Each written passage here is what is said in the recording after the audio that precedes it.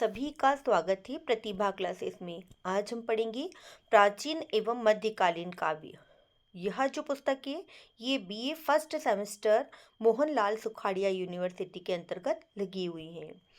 इस पुस्तक के जो लेखक हैं अर्थात के संपादक हैं डॉक्टर नवीन नंदवाना जी हैं।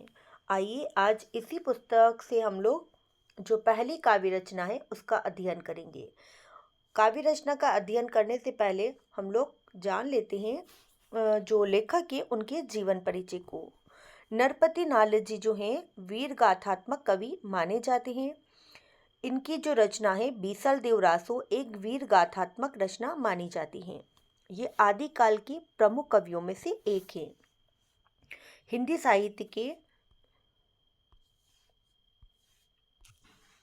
हिंदी साहित्य के आदिकाल में रासो रचनाओं का अपना विशेष स्थान रहा है।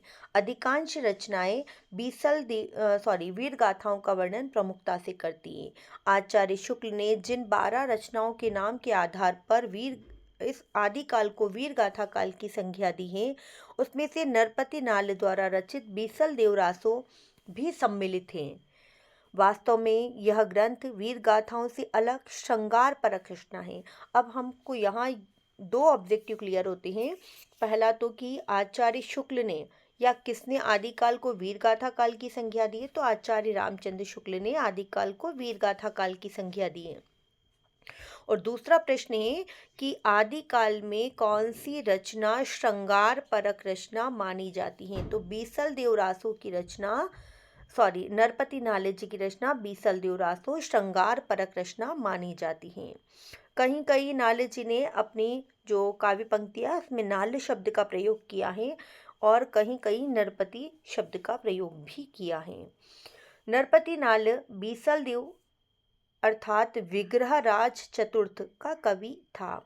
अब नरपति नाल जी किसके कवि माने जाते हैं? विग्रह राज चतुर्थ के कवि थे, जिन्होंने 1155 ईस्वी में इस काव्य की रचना की। महत्वपूर्ण प्रश्न है, अति महत्वपूर्ण प्रश्न है, ऑब्जेक्टिव के तौर पर पूछा जा सकता है। अब जैसे कि 12 से 72 मझारी जेठ बदी नवमी बुधवारी नाल रसायन आरंभई शारदा तुठी ब्रह्म कुमारी। इस प्रकार से यहाँ पर 12 से 72 का अर्थ है 1212, अर्थात इसकी कथा की रचना अजमेर के चौहान राजा बीसल देव और धार नगरी अर्थात कि मध्य प्रदेश में जो धार स्थान है, धार मांडू के निकट है, तो धार नगरी के राजा परमार भोज की पुत्री राजमती का विवाह होता है। अब किस किस का विवाह बताया है? अजमेर के चौहान वंश के राजा बीसल देव और उन परमार राजा की पुत्री या राजा परमार की पुत्री राजमती का विवाह यहाँ पर बताया है। और उसी से रिलेटेड यहाँ पर कुछ हमको पद दिए हैं जिनकी व्याख्या आज हम लोग करेंगे। रानी के सम्मुख अपने को श्रेष्ठ बताते राजा बीसल देव अपनी समृद्धि और वैभव का वर्णन करते हैं। रानी राजमती के सम्मुख अपने आप को श्रेष्ठ बताते हैं, पर रानी राजमती अपने पति से घमंड का भाव त्यागने को कहती हैं और वह उसे बताती हैं कि जिस प्रकार आपके राज्य में सांभर नमक पैदा होता है, उसी प्रकार उड़ीसा का एक राजा है, उसके यहाँ हीरे की खाने हैं। अर्थात कि वह बताती है कि ऐसा नहीं है कि आपकी ही राज्य में बहुत कुछ धन वैभव संपत्ति है, आपसे भी बढ़कर और भी राजा हैं जिनके यहाँ पर बहुत कुछ जैसे कि हीरे की खाने बताई हैं। इस बात पर राजा बीसलदेव नाराज हो जाते हैं और कितने वर्षों के लिए? 12 वर्षों के लिए उड़ीसा चले जाते हैं। रानी अपना विरह संदेश भेजती है, राजा लौट आते हैं और रानी से उनका पुनर्मिलन होता है। अब कितने वर्षों के बाद राजा आते हैं वापस? 12 वर्षों के बाद। इस प्रकार से छोटे छोटे ऑब्जेक्टिव हैं जो कि एग्जाम्स में पूछे जाते हैं, चाहे वो यूजीसी नेट हो, सेट हो या हमारी असिस्टेंट प्रोफेसर एग्जाम हो, जिनमें भी ये सिलेबस लगा हुआ है उन सभी परीक्षाओं में या प्रतियोगी परीक्षाओं में इस प्रकार से प्रश्नों को पूछा गया है अब तक। इस प्रकार से रचना बीसलदेव तृतीय और राजमती के विवाह, वियोग और पुनर्मिलन की कथा को बताती हैं। यहाँ 12 मास का वर्णन भी है, ऋतु वर्णन का भी सुंदर यहाँ पर वर्णन किया गया है। डॉक्टर माता प्रसाद गुप्त जी ने यहाँ 128 छंदों की प्रति का संपादन किया है। हमने जिस पुस्तक से इसको लिया है वो किसकी है? डॉक्टर माता प्रसाद गुप्त की रचना बीसल देव रासो से इसको लिया गया है। बीसल देव श्रृंगारिक काव्य है, जिसका कि वर्णन हमने बताया है। प्रस्तुत के कुछ अंशों में गौरी नंदन मतलब कि गणेश जी की आराधना है। उसके बाद राज दरबार में जो सेवकों के द्वारा या राज दरबार का वर्णन है, और वहाँ उससे पहले एक सरस्वती जी का भी वंदन का यहाँ पर पद लगा हुआ है। राजमती और राजा बीसल देव दोनों के विवाह प्रस्ताव का वर्णन है। पंडित को बुलाया जाता है, कन्या के लिए उचित वर की तलाश आदि का वर्णन यहाँ पर आज हम लोग पद्य रूप में पढ़ेंगे। बीसल देव रासो पहला ही पद हमारा है, और इसके बारे में हम लोगों ने ज़्यादा चर्चा न करते हुए यहाँ पर भगवान गणेश की वंदना का वर्णन है। जैसे ही गौरिका नंदन त्रिभुवन सार। अब गौरिका नंदन अर्थात कि गौरी किसे कहा जाता है? भगवान शंकर की पत्नी अर्थात कि माँ पार्वती को गौरिका नंदन त्रिभुवन सार अर्थात कि हे गौरी नंदन भगवान गणेश तीनों भुवनों के सार, नाद भेदई थारई उदर भंडार अर्थात कि समस्त नाद भेद जितने भी शब्दों का उच्चारण है या शब्दों की उत्पत्ति है आपके उदर से मानी जाती हैं। एक दंतों मुखई झलकई, और आपको एक दंत भी कहा जाता है क्योंकि आपके मुख में एक दंत हमें झलकता हुआ दिखाई देता है। मुस्काऊं भाहण तिलक सुंदर, और आपके मस्तिष्क पर तिलक सुशोभित होता है, और मूसक आपका या चूहा आपके वाहन के रूप में सदैव तत्पर या खड़ा रहता है। कर जोड़ी नरपति भणई, और ऐसे ही गौरी नंदन की नरपति अर्थात कि मैं आपकी हाथ जोड़कर प्रार्थना करता हूँ।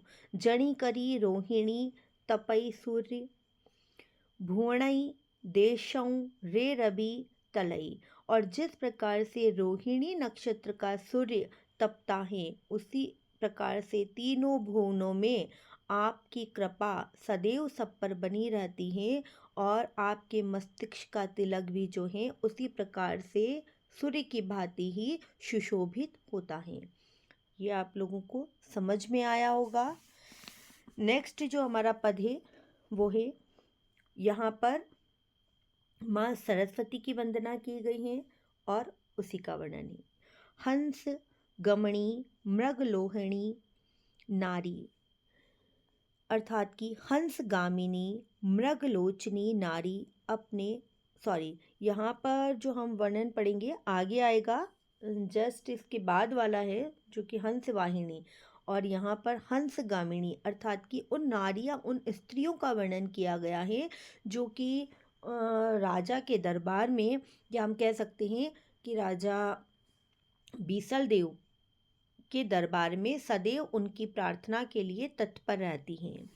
हंस गामिनी मृगलोहणी नारी शीस समा रई दिन गिणई।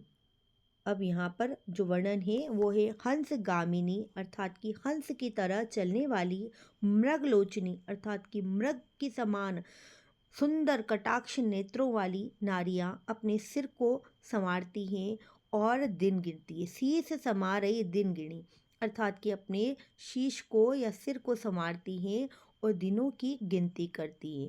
तित शिणी ऊभी झई राजद्वारी, और क्या करती है? राजद्वार पर खड़ी होकर अपने नाथ को या अपने स्वामी की प्रतीक्षा करती है। नाही नई जो वही चिहू दिसई, और चारों दिशाओं में अपने मतलब जो अपने स्वामी हैं उनके आने की प्रतीक्षा करती हैं। काई सिरजी उलगाणारी नारी जाय दिहाऊ रे झूरता अर्थात कि यहाँ पर हे विधाता, तूने राज सेवक की स्त्रियों का सृजन क्यों किया है। काई सिरजई, सिरजई का अर्थ यहाँ लिया है हे सृजन करता, अर्थात कि सृजनहारे। उलगाणिनी नारी, आपने राज सेविक सेवक की जो है उसकी स्त्रियों का जन्म क्यों दिया या उनका सर्जन क्यों किया। जाय दिशाऊं रे झूरता, क्योंकि उनका तो जो दिन भर है या कह सकते हैं उनका पूरा समय अपने पति की प्रतीक्षा में ही चला जाता है, क्योंकि उनके पति कहाँ जाते हैं, युद्ध के लिए राजाओं के साथ जाते हैं, और यहाँ पर उन्हीं स्त्रियों का वर्णन किया है। इसके बाद जो पद है बच्चों, वो है हमारा माँ शारदा को समर्पित हैं, अर्थात कि माँ शारदा की वंदना की गई है। हंस वाहिनी देवी करी धरई वीण, अब क्या हुआ यहाँ पर बताया है, हे हंस वाहिनी, हे माँ सरस्वती, आपकी वंदना है। देवी करई धरई वीण, आपके हाथों में क्या धारण किया है, आपने वीणा को धारण किया है।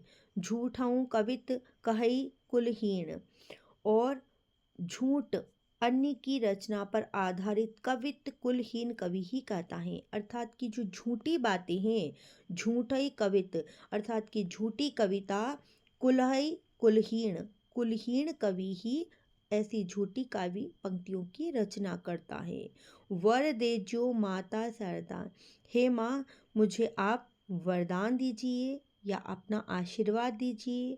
भलाऊं जी अक्षर आणी बहुड़ी, मैं जिन भी अक्षरों का चयन करूं, तई टूठी अक्षर झूठई, और कैसे हूँ वे अक्षर, चाहे मैं कुछ भी हो जाए लेकिन मुझसे ऐसे टूटे फूटे अक्षरों में भी मैं आपकी वंदना करना चाहता हूँ, या भूले भटके अक्षरों से मैं आपकी वंदना करना चाहता हूँ। तई टूटी अक्षर झूठई, और वे अक्षर कैसे हैं माँ सरस्वती, आपके ही द्वारा प्रदान किए गए हों ऐसे अक्षर हो। नाल, यहाँ पे बताया है, नाल वशाणई वे कर जोड़ी, और मैं कवि नाल सदैव अपने दोनों हाथों को जोड़कर आपको तुष्ट करने या आपको प्रसन्न करने के लिए अपने अक्षरों को जुड़ाता हूँ और आपकी वंदना करता हूँ। समझ में आया होगा ये पद भी। अब हम अगला पद पढ़ेंगे जो राजा भोज है उनकी सभा से है। राजा भोज कहाँ के शासक थे? राजा भोज धार नगरी, जो कि मध्य प्रदेश में एक स्थान है, मांडू के निकट है, इंदौर के भी समीप कह सकते हैं हम लोग। वहाँ की एक धार नगरी है, वहाँ के ही बहुत ही प्रकांड सरस्वती के उपासक कह सकते हैं, संस्कृत के प्रकांड विद्वान ऐसे राजा भोज, जो अपनी पुत्री के लिए एक सुयोग्य वर लाने के लिए अपने जो मंत्रीगण हैं या सभागण हैं उनको कहते हैं, उसी का यहाँ पर लेखक ने वर्णन किया है। भोजराज तणऊ मिल्यऊ झई दीवान, अब राजा भोज क्या करते हैं, अपने जो है सभा में एकत्रित होते हैं और अपने दीवान गण अर्थात कि मंत्रीगण से मिलते हैं। बहुनर बैठा जाई अगवानी, और उनकी सभा कैसी थी? उनकी सभा ऐसी थी जिसमें बहुत से विद्वान लोग आगवानी में उनकी बैठे हुए थे। राई राणा चिहू दीसी तना, और राजा कहते हैं कि चारों दिशाओं में वहाँ पर चारों राई राणा अर्थात कि चारों दिशाओं के राजा और रानियां भी वहाँ पर एकत्रित थी। राय जी बिना बिनव राय नरिंद, और जो जितने भी राजागण हैं आसपास के जो भी राजा वहाँ उपस्थित थे वे सभी क्या करते, राय जी बिनव अर्थात कि विनय भाव से उनकी वंदना करते हैं या विनय करते हैं। बारई हो बहुते आपणई कुमरी परणाई विजयऊ जोई नई विंद, और उन्हीं से वे सभा में कहते हैं कि चारों दिशाओं से कोई एक सुयोग्य वर हमारी पुत्री के लिए लाया जाए या मुझे उसके बारे में सलाह दी जाए, ऐसी मैं आप लोगों से विनय करता हूँ। क्यों? क्योंकि मेरी जो पुत्री है राजमती, वह अब विवाह के योग्य हो चुकी हैं। नेक्स्ट अपना पद है, पंडित तो ही बुलावई रे राई, ल पतड़ऊ पंडिया रावलई आवी। अब कहते हैं, हे पंडित, जो मंत्रीगण हैं वो जाते हैं पंडित के पास, तो ही बुलावरे राई, राई शब्द का प्रयोग यहाँ राजा के लिए किया गया है। हे पंडित, तुम्हें आज राजा दरबार में बुला रहे हैं। कौन से राजा? राजा भोज, परमार वंश के राजा भोज आपको बुला रहे हैं। ल पतड़ऊ पंडिल्या रावली आवी, और तुम अपना, पतड़ों का अर्थ यहाँ लिया है पंचांग, जो ज्योतिष की पुस्तक होती है पंचांग, उसको लेकर तुम कहाँ हो? रावलई, मतलब कि राजा के भवन में, राजभवन में आज आ जाओ। सुबर शोध महाका जोशी, और तुम्हें आज क्या करना है? वो राजभवन में आ गया है तो उसको बताया है, तुम्हें एक सुबर यानी सुयोग्य वर, शोध यानी ढूंढना, महाका जोसई अर्थात कि मेरी पुत्री के लिए तुम्हें आज एक सुयोग्य वर लेकर आना है। आणिज्यो नागर चतुर सुजान, सुरग मोहि देवता, और कैसा होना चाहिए? वह बहुत ही सुंदर होना चाहिए, चतुर होना चाहिए। सुजान का अर्थ है सुंदर, चतुर, नागर, है ना, इस प्रकार के गुणों से संपन्न एक वर की तलाश करनी है। किसके लिए? मेरी पुत्री के लिए। सुरग मोहई देवता, और क्या कहा उन्होंने? ऐसा सुंदर वर लेकर आना जो कि सुरग मोहई, मोहई का अर्थ है मोहित होना, अर्थात कि स्वर्ग के देवता भी जिसे देखकर मोहित हो जाए, ऐसे वीर विचक्षण बीसल देव चहुना, मतलब कि ऐसे विचक्षण बुद्धि, वीर, धीर, पराक्रम योद्धा को लेकर आना जो चारों दिशाओं में सर्वश्रेष्ठ हो, और मेरी पुत्री के लिए वह लाया जाए। ये भी पैराग्राफ आपको समझ में आया होगा पद। नेक्स्ट पढ़ेंगे हम लोग। अब क्या हो गया, यहाँ पर जो ब्राह्मण हैं, भाट हैं, उन्होंने, राजा ने उनको बुलाया और लग्न की पत्रिका वगैरह ये सारी चीज़ों के बारे में वर्णन किया गया है। भम्भण भाट बोलावई राऊ, लगन सुपारी दिन पठाऊं, गढ़ अजमेरी नई गम करऊं, पाटी वही सारी पशालियो पाए। अब उन्होंने क्या कहा है? ब्राह्मण भाट, मतलब कि ब्राह्मण को, ब्राह्मण का अर्थ लिया है ब्राह्मण से, ब्राह्मण, और जो भाट आदि को राजा ने कहाँ बुलाया है? अपने दरबार में, और लग्न की सुपारी उनके हाथ के में दी, और कहाँ भेज दिया? लग्न सुपारी दिन निपटाई, अर्थात कि लग्न की सुपारी देकर कहाँ भेज दिया? गढ़ अजमेरी, अजमेर के जो शासक थे, चौहान वंश के शासक थे, उनके यहाँ पर भेज दिया। पाटी वश वही सारी पशालियों पाए, और उन्होंने क्या कहा है? उनके जो पुत्र हैं बीसल देव के लिए उन्होंने यह संदेश भेजा है। बताया है, अजमेर के गढ़ जाओ और पीठ देकर मत आना, अर्थात कि ये रिश्ता पाटी वही सारी पशालियों पाई, अर्थात कि तुम क्या करना? मार्ग से लौट कर मत आ जाना, ये रिश्ता पूरी तरह से तय करके ही आना। बेटी की जो कही जो राजा भोज की राजमती बर बीसल राय, और बताना कि राजा भोज की पुत्री जो है राजमती, उसका संदेश या उसकी विवाह का संदेश हम लेकर आए हैं। किसके लिए? आपके वीर पुत्र बीसल देव जी के लिए लेकर आए हैं। नेक्स्ट है गढ़ अजमेरी बसई भुआल। अब यहाँ पर अजमेर के जो राजा हैं बीसल देव, उनकी वीरता, शौर्यता, पराक्रमता, अर्थात कि उनके यहाँ का वर्णन किया गया है। कैसे राजा हैं? वह राजा जो अजमेर गढ़ में निवास करते हैं। गढ़ अजमेरी बसई रे भुआल, अर्थात कि वह राजा अजमेर में निवास करते हैं। चहुआणा कुलिती लकणीयगार, और वह कैसे? चहुआणा अर्थात कि चौहान वंश के कुल दीपक माने जाते हैं। ये अर्थात कि कुल में तिलक और श्रृंगार के समान श्रेष्ठ हैं। जिस प्रकार की किसी भी व्यक्ति का श्रृंगार तिलक से किया जाता है, उसी प्रकार से चौहान वंश के राजा या अजमेर वंश के राजा जो चौहान शासक हैं, वह भी उनके कुल दीपक माने जाते हैं।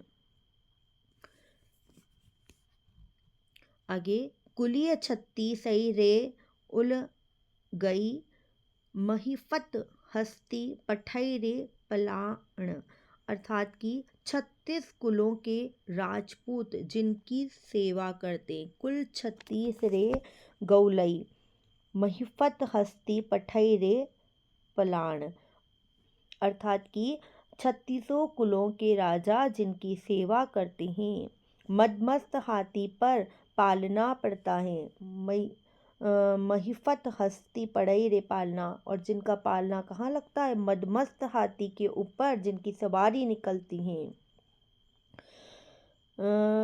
लाश तुरई घरी पाशरैया, अर्थात कि जिनके घर में 1 लाख से अधिक घोड़ों पर पाखर पड़ती हैं, अर्थात कि जिनकी 1 लाख से अधिक घोड़ों की सेना विद्यमान है।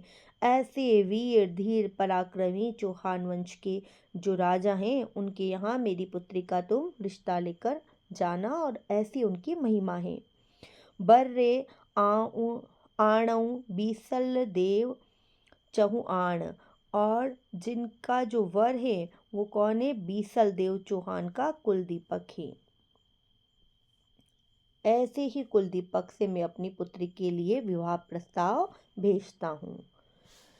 नेक्स्ट और अंतिम पद है आज का। दिन ही सुपारियों नई हर्षी राय, और ब्राह्मण भाट ने जो उनका संदेश लेकर कहाँ गए? बीसल देव जी के राज्य में पहुँच गए हैं।